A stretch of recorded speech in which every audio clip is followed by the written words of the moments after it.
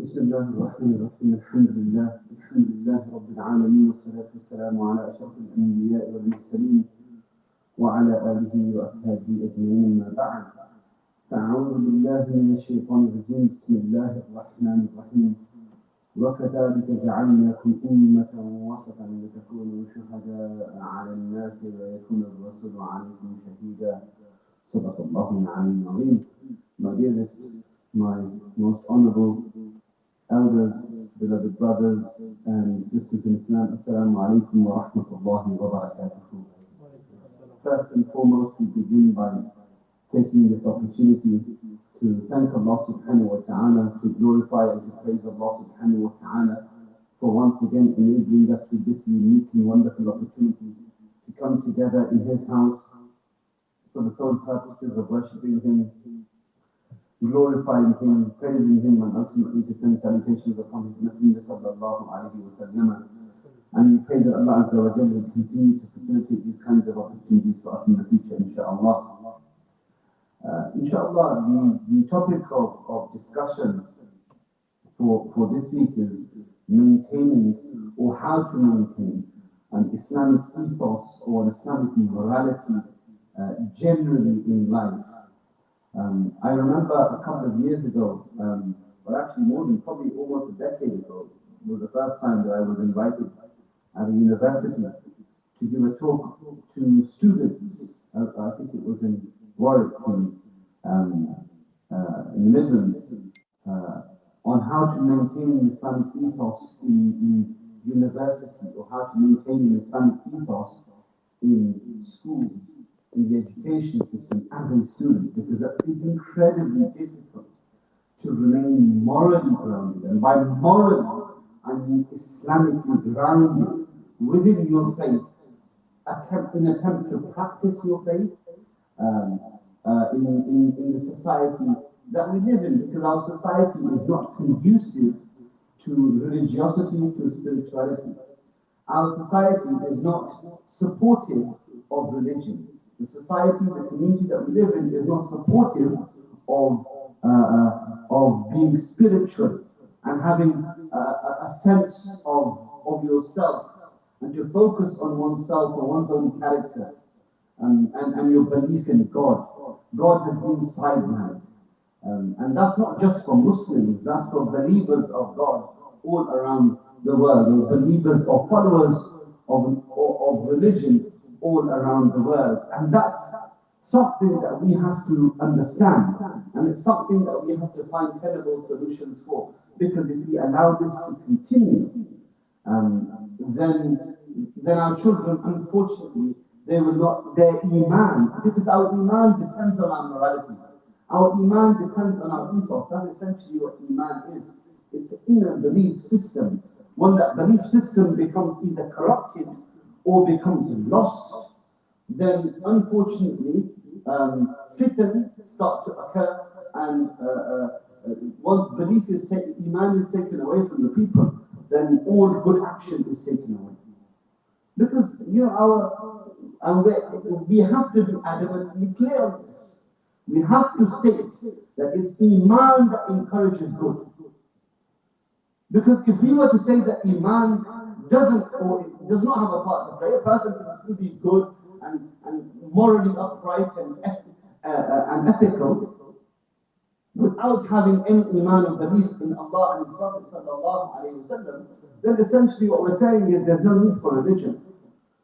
No, there is need for belief in Allah. Belief in Allah is what encourages morality, and what encourages ethos, and that's something that we have to promote.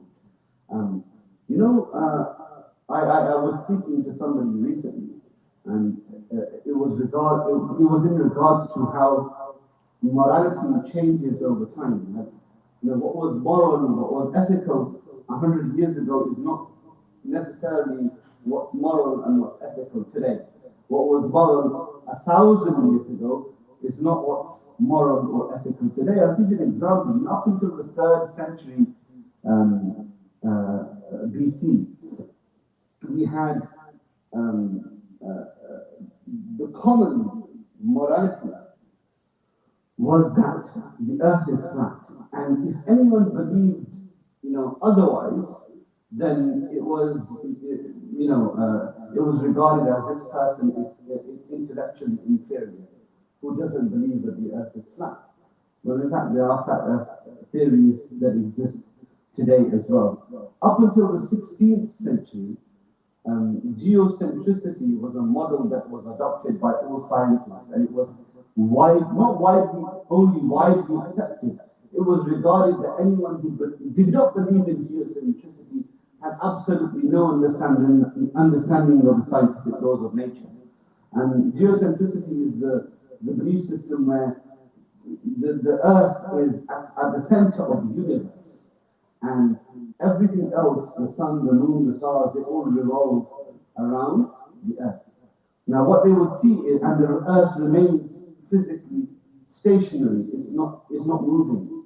Now, that was the common perception, because everything, you would see the world, everything revolving around the earth, and we wouldn't physically find ourselves in perpetual motion.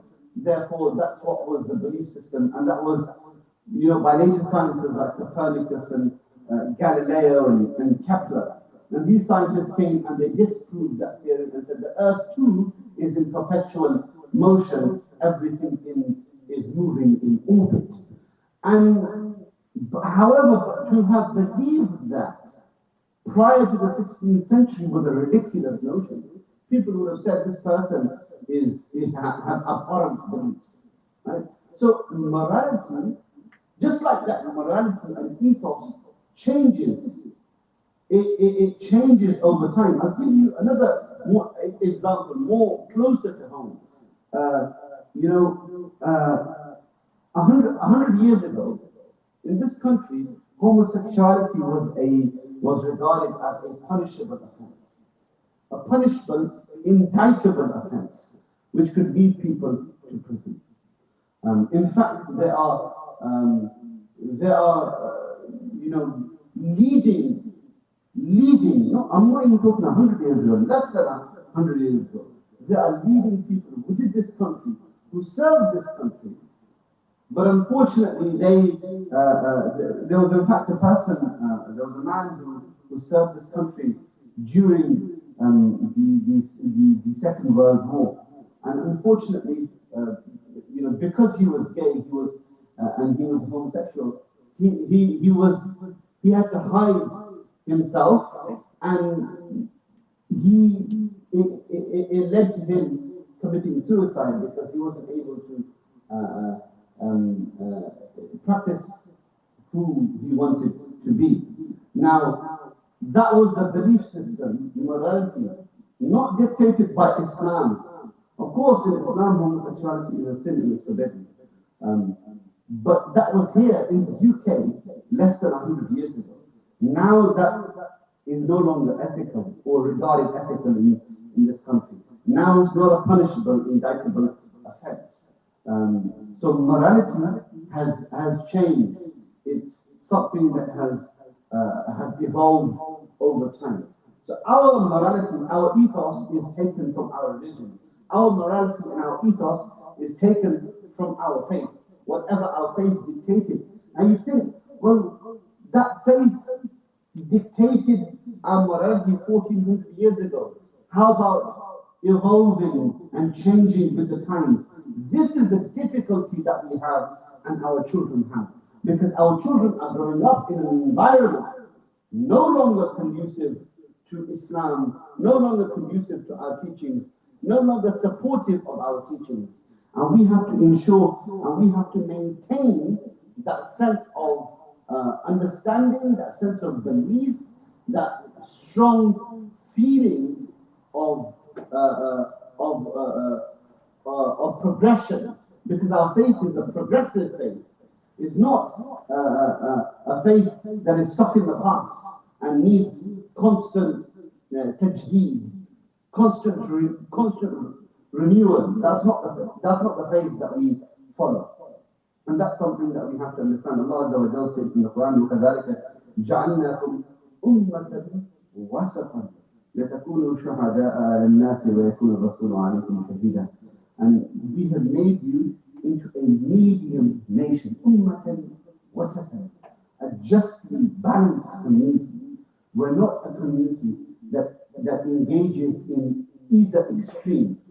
one extreme which is to the right, and there's another extreme that is to the left. We stay away from both. We refrain from both extreme and choose the middle path, the path of wasatiyya or wasatiyya. That's something that we have to understand. Also, as a representative of our faith, we have to live in the world and conduct ourselves in a way that we would want others to be inspired by us. That's how we should live ourselves. So if you take on that responsibility, then it would bring about changes in how you're being perceived and how your faith is going to be perceived. Because in order for you to be a good representative, Islam has to play a pivotal role. The teachings of Islam have to play a pivotal role. It's your way of life, and it has to manifest in every aspect of your life. And in order for you to do that, one of the most, and I'll give you a few examples of what we can do in order to maintain that ethos or maintain that morality in an ever-changing world, because it's only going to get more difficult as life goes on. Teachings of our faith are now ridiculed. Our faith is seen as backward and intolerant. And we have to, the best way that we can offer a response is to abide by its teachings and promote its teachings even more. That's what we have to do, to ensure that the flame of Iman is still lit in the hearts of the people, because there is nothing more painful than our young people, our youth, growing up amidst the atmosphere or in environment that is leading to them losing their Muslim identity, having an identity crisis, losing their values, their morality, and in the worst cases, even losing their religion and their deen altogether. If you think that it isn't happening, I can assure you that it is. We are in that phase. People are losing their faith. Sense of Iman has gone out of the hearts of the people, completely out of the minds, no longer practiced by people, because they just want we live in a time and a day and age where we want the quick fixes, right? We want the shorts. We don't want we don't want to read books anymore. We'd rather watch video. And even in watching videos, we don't want to watch the half-an-hour lecture anymore. We want to watch that 20-second YouTube short clip, or that short clip on Facebook. That's it. That 20-second reminder. That's what we've reduced ourselves to, because our levels of concentration have dropped. Because when there's an overload of information, and social media is essentially that overload of information, what tends to happen? Then we lose our understanding, or we lose our respect in a way of information altogether, and we start to decipher things, and we don't appreciate it enough. When we had less information like this, then we used to appreciate the information that we did have. When we've got now an overload of information, unfortunately we don't appreciate what we do have. So going back to how to maintain the Islamic ethos, when we look at our young people today and we look at some of the reasons as to why the youth deviate, a simple but terrifying fact is brought to light. That most of the time, the reason why young people deviate, and I'll tell you in my experience with young people in universities, young people in normal walks of life, it's the influence of their friends, their companions, and the society around them that deviates them, or that causes them to deviate. So the task, and this is why it's so important, this is why the Prophet ﷺ, he stated in a hadith reported by Sayyidina Abu Hurairah radiyallahu ta'ala anhu, he stated, الرجل على دين خليله فلينظر أحدكم من يخالف. Or كما قال النبي صلى الله عليه وسلم. SubhanAllah, 1400 years ago, the Prophet sallallahu alaihi wasallam, he said, a person, he follows the deen, he follows الرجل على دين خليله. A man is upon the deen, he follows the religion of his friend, of his close friend, his bosom friend. Khalil is not just someone like when we say Ibrahim Khalilullah, we don't mean just Ibrahim, the casual friend of Allah. We mean Ibrahim, the close friend, the bosom friend of Allah. So a man is upon the religion of his Khalil, of his closest friend. فَلْيَنْظُرْ أَحَدُكُمْ مَنْ يُخَالِفُ. So each and every one of you should carefully evaluate who you choose to befriend, who you choose to become your closest companions. We've got that responsibility because we're people of imitation. Human beings are naturally people of imitation, are they not? You have children, right? Or you've seen children. All of you have been in the company of children. What do children do? How do children learn how to talk? How do they learn how to walk? Do they magically one day start talking? Magically one day just, they're there, they stand up and they start walking? Is that the progression that takes place? No. How do they talk? You say it to them, ma, ma, dad, dad. And they repeat it. Imitation.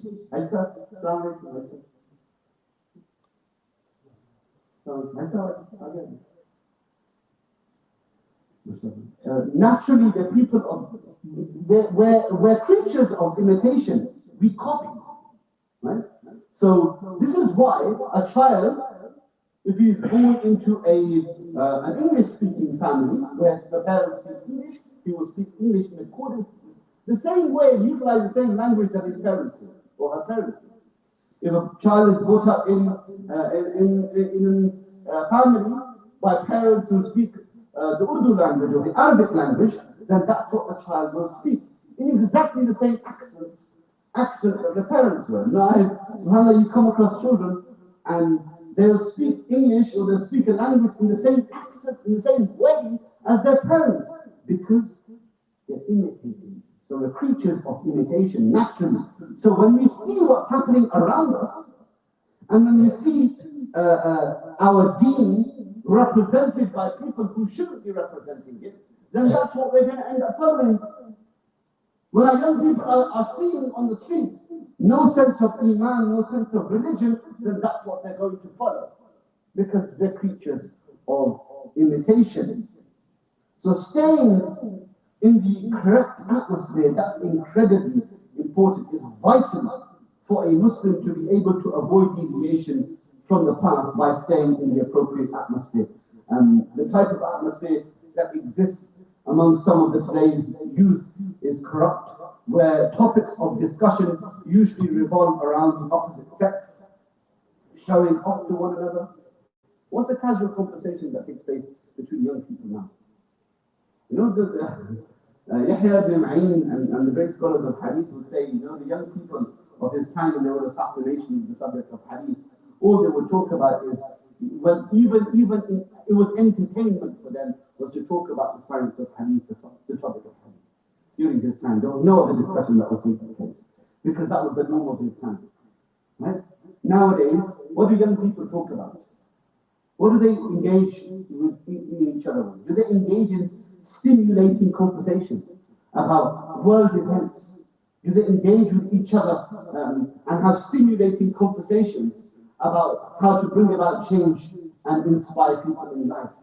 About morality, about ethics? No, that's not what happens. You know what happens. The conversations revolve around entertainment, about games. The conversations revolve around the opposite sex, the opposite gender, how to make money. It evolves around now world events are reduced to events surrounding people. So the nature of celebrity is brought into question as well. About people, or did you see this, or did you see Andrew Tate, and you this, and that, and everything else.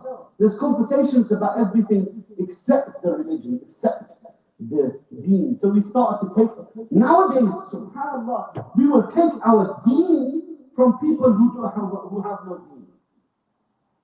So-and-so says something about Muslims. I mean, he's so proud. Something about Muslims. Well, what do you admit you? Have you no pride and honor in your faith? Our faith is beautiful. We have a God who loves us. We have a Prophet sallallahu alaihi wasallam who is the most perfect of beings to follow. And that's what we need to instill within the hearts of our young people today. The Prophet ﷺ, he narrated with regards to companionship. He says that, this is one of the most famous examples of good companionship, as opposed to bad companionship. The Prophet ﷺ, he stated that good companionship, or the example of a good companion in comparison to a bad one, is that of a musk seller and a blacksmith. The perfume seller. The Prophet ﷺ, he said that from the first, i.e. from the musk seller, the perfume seller, you will either buy the musk or enjoy its sweet, beautiful fragrance. While the bellows of the blacksmith will either burn your clothes or you will get a bad or a nasty smell from it. If you go to and walk into a perfume shop, what happens? You can smell the sweet fragrances. Even if you don't buy the perfume, once you've left, half an hour later you can still smell that in you can still smell it in you. And in your nose, the smell is still there. If you go to a blacksmith, even though you're not working with the blacksmith, what's going to happen? Even merely being in that person's company, you're going to get some dirt you're going to have to wash your clothes, you're going to get some dirt in your clothes, on your body. When you leave, you can still smell the cold burning in your nose. That's the example the Prophet ﷺ gave of a good companion and a bad companion. When you're in the company of evil individuals, then you're going to only be engaged in evil. You're in the company of Shaytan. It's unfortunate that it has to be. We have to put it so severely that when you're in the company of evil, evil is going to be rampant, and eventually it's going to start to have effect. We are a product of our environment. You see, if there's a person who prays 5 times a day, and then he starts living with people who never pray at all, more than likely, rather than him, what's more likely? Him converting all of those people to prayer, and having them and inspiring them to pray, or him not stopping praying at all like them. I can tell you that that's far more common, and it's what's going to happen. That rather than him inspiring others to pray, he's going to stop praying himself, because they're product of our environment. Whereas if you stay in the company of pious people, if you stay in the company of good and khayr, if you never prayed yourself, and then you are always in the company of the people who pray, eventually one day you will stop praying too. That's what's going to happen. It's a natural progression. Islam recognizes that our friendship and our companions have a strong influence on us, on people in general, and their presence will affect the strength of our relationship with Allah subhanahu wa ta'ala. That's why I said, the Prophet ﷺ, he stated that Al-Rajulu ala dini khalilihi, that a man is upon the religion, the deen of his friend. So each and every one of you should choose carefully the person who he chooses as his friend. Then we look at parents and our parents, the role that we have to play. We have to trust and support our children, which can be quite difficult in an environment which, again, where morality, where ethics are no longer Islamic, where religiosity is no longer seen as holding any importance whatsoever. So as parents, rather than just saying to our children now, like in the past, I remember growing up, and I'm sure you guys will too. You remember growing up when there's something, as children, naturally you're inquisitive, right? And you don't understand something particular about your faith. Because you're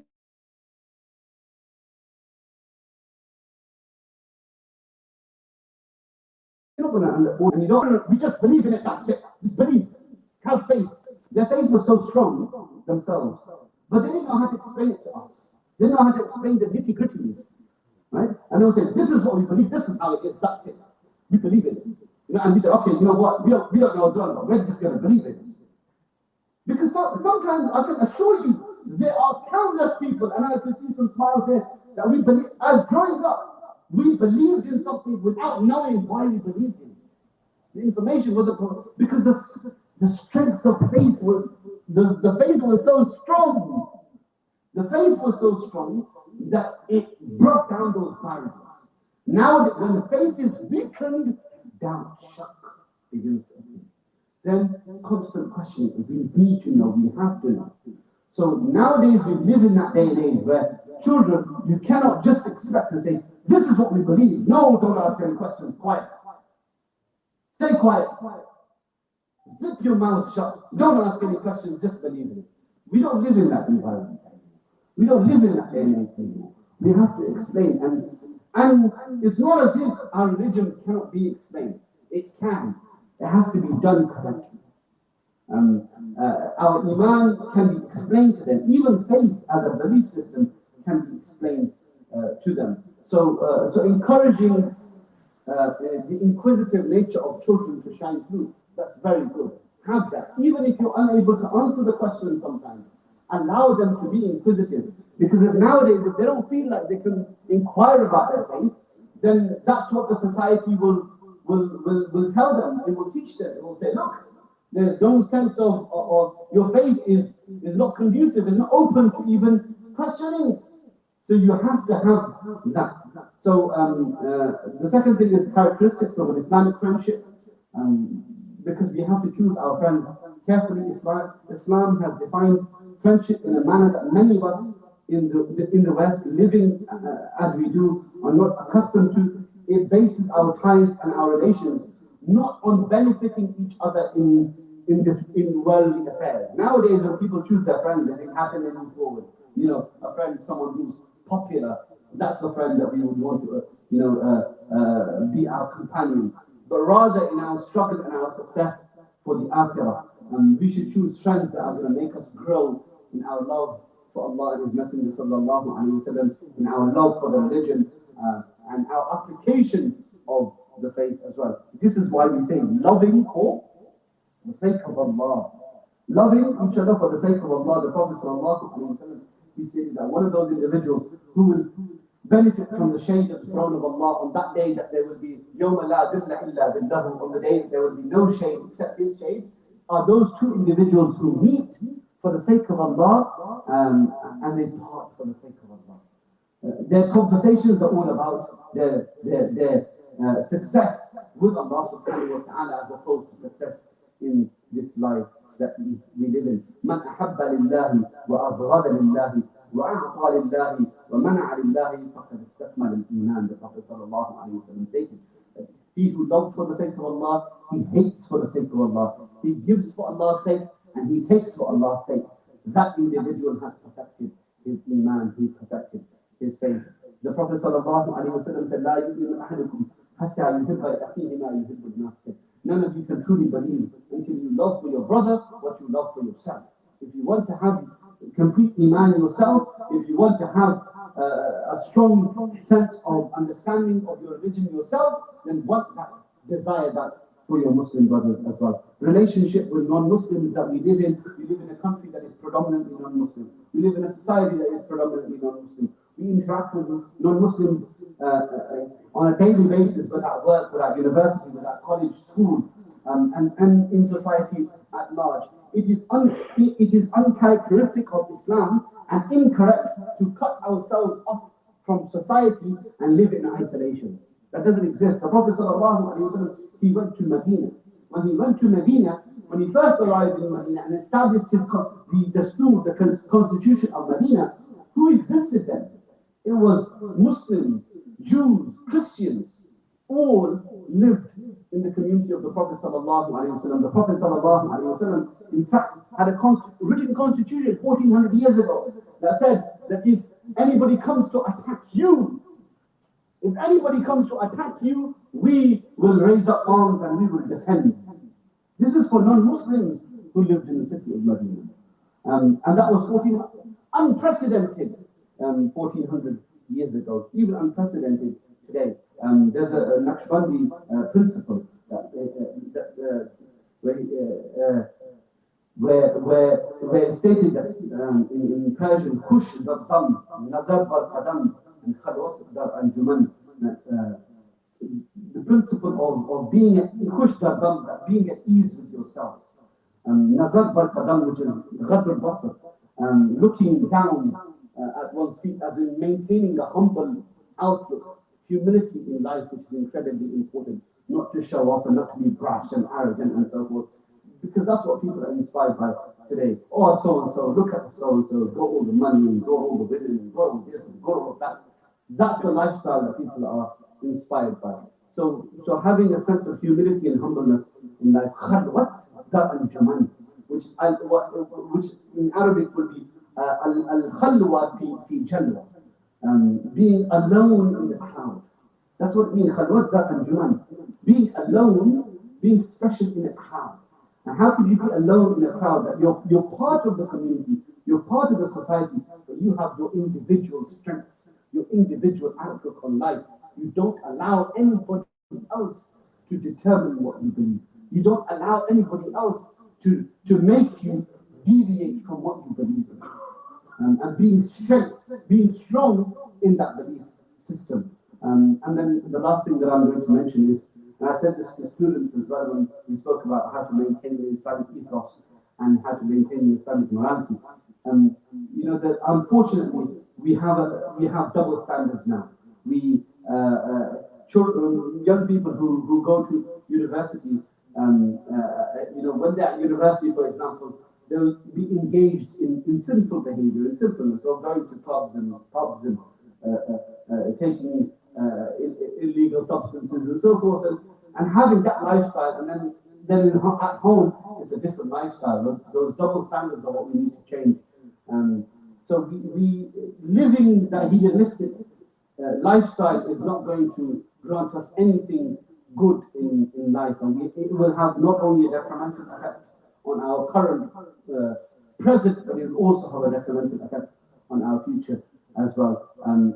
Inshallah, we will talk about some of the more some of these activities and how to refrain from them next week. It's most important that we understand our responsibility to our faith, our deen, and how to keep the fire, the flame of Iman burning inside our hearts. May Allah subhanahu wa ta'ala give me the tawfiq and the ability to act upon the teachings of the Quran, the noble sunnah of the Prophet sallallahu alayhi wa sallam, wa akhiru da'wana, alhamdulillahi rabbil alameen. For those of you who haven't completed your sunnah, please stand up and